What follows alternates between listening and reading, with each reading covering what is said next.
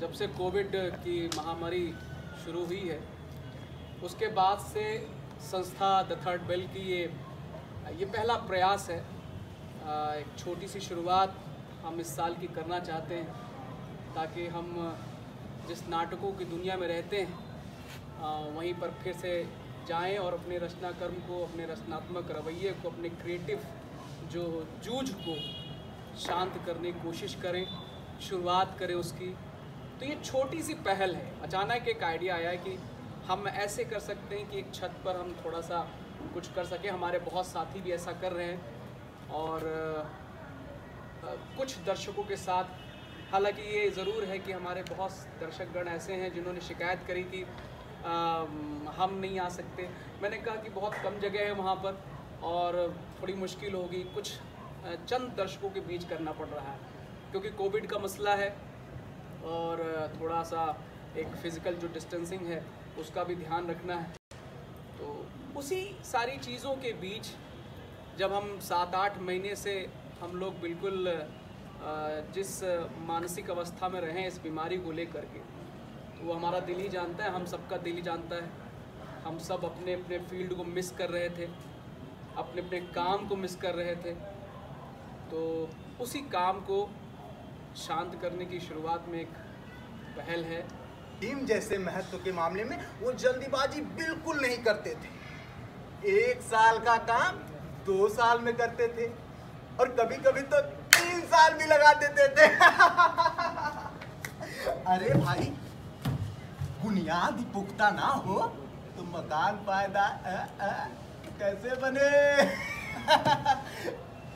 और वो स्वभाव से बड़े अध्ययनशील थे। दिन भर किताब खोले बैठे रहते और शायद दिमाग को आराम देने के लिए कभी कॉपी पर, कभी किताब के हाशियों पर कुत्ते, बिल्ली और चिड़ियों की तस्वीरें बनाया करते थे। और कभी कभी तो वो ऐसी शब्द रचना करते थे जिनका न कोई अर्थ होता न कोई सामंजस्य। मसलन एक बार मैंने उनकी कॉपी पर ये इबारत देखी, स्पेशल अमीना भाई भाई, दरअसल राधे श्याम, श्रीयुक्त राधे श्याम। उसके बाद मैंने ध्यान हुआ भाई साहब फेल हो गए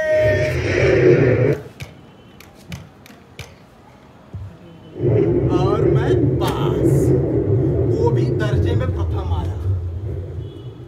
अब मेरे और भाई साहब के बीच केवल 2 साल का अंतर रह गया। जी में आया कि भाई साहब को आड़े हाथों लूं। आपकी वो घोर तपस्या कहाँ गई? मुझे देखिए, मजे से खेलता भी रहा और दर्जे में अव्वल हूँ। रावण चक्रवर्ती सम्राट था, बड़े बड़े महीप उसे कर देते थे, उसके सामने हाथ जोड़े खड़े रहते थे, गुलामी करते थे उसकी। अंत क्या हुआ? क्या हुआ?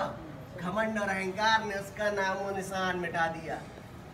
तो इंसान चाहे जो कुकर्म करे पर घमंड अहंकार कभी नहीं, इतराए नहीं। और शैतान, इसका भी हाल तुमने पढ़ा होगा। उसे भी बहुत अहंकार था कि भगवान का उससे बड़ा भक्त इस दुनिया में कोई नहीं। क्या हुआ? अपने पास होने की खुशी ही आधी हो गई। अब मेरे और भाई साहब के बीच केवल 1 साल का अंतर रह गया और मेरे मन में एक कुटिल भावना उत्पन्न हुई। अगर भाई साहब 1 साल और फेल हो जाए तो मैं उनके बराबर आ जाऊं। फिर किस आधार पर वो मेरी फजीहत कर सकेंगे? लेकिन मैंने इस विचार को दिल से बलपूर्वक निकाल डाला। आज सचमुच मुझे भाई साहब के प्रति श्रद्धा उत्पन्न और मुझे अपनी लघुता का एहसास हुआ। मैंने सजल आंखों से कहा, कभी आखिर आप मेरे भले के लिए तो मुझे डांटते हैं।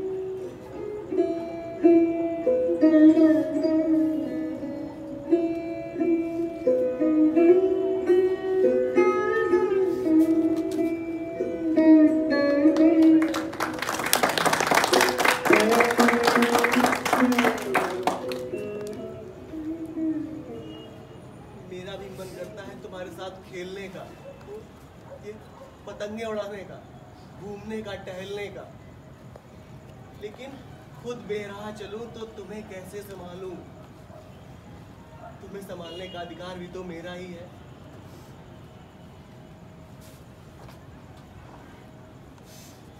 और तभी एक पतंग हम लोगों के ऊपर से जा रही थी और भाई साहब ने उसकी डोर पकड़ ली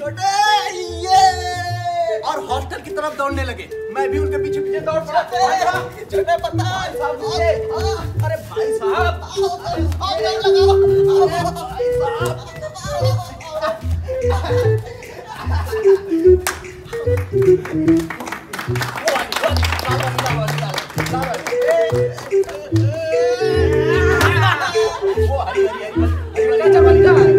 बड़े भैया रूबी पतंग,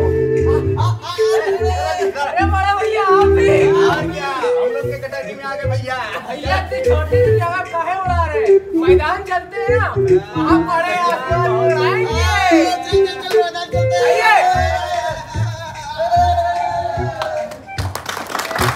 ये छोटी सी प्रस्तुति आपके सामने हम लोगों ने पेश की।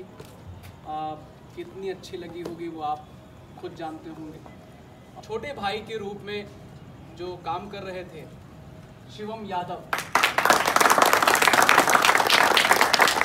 अभी नए हैं और इनको बमुश्किल 1 साल हुआ है आए हुए, लेकिन बहुत प्रतिभाशाली हैं और बहुत मेहनती हैं, बहुत समर्पित कलाकार हैं और हम चाहते हैं कि आप ऐसे ही आगे बढ़ते रहें।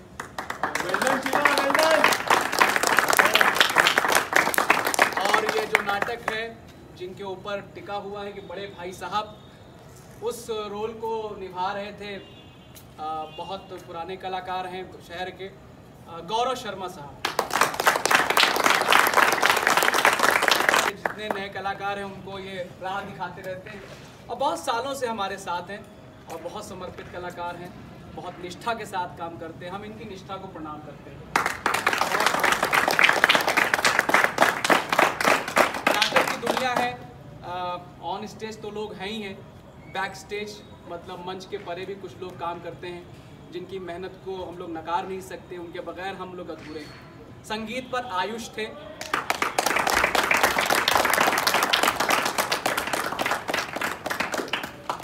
मंच का जो निर्माण किया है, जो ये आप देख रहे हैं कि जो थोड़े बहुत में हम लोग काम कर पाए हैं, उसका श्रेय जाता है सत्यम तिवारी को, कौस्तुभ पांडे को और देवेश को और पूरी टीम को जो यहाँ पर मौजूद है।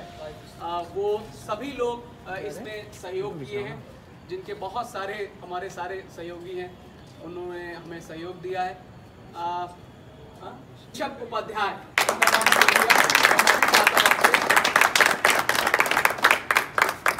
भूल हो गई बेटा है ना, माफ़ी चाहते हैं।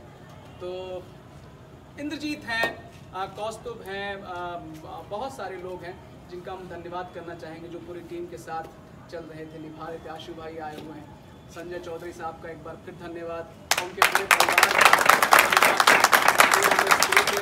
और आप सभी दर्शकों का धन्यवाद कि आप उतनी दूर से यहाँ पर आए और इस छोटे से प्रांगण में आकर नाटक का मज़ा ले रहे हैं।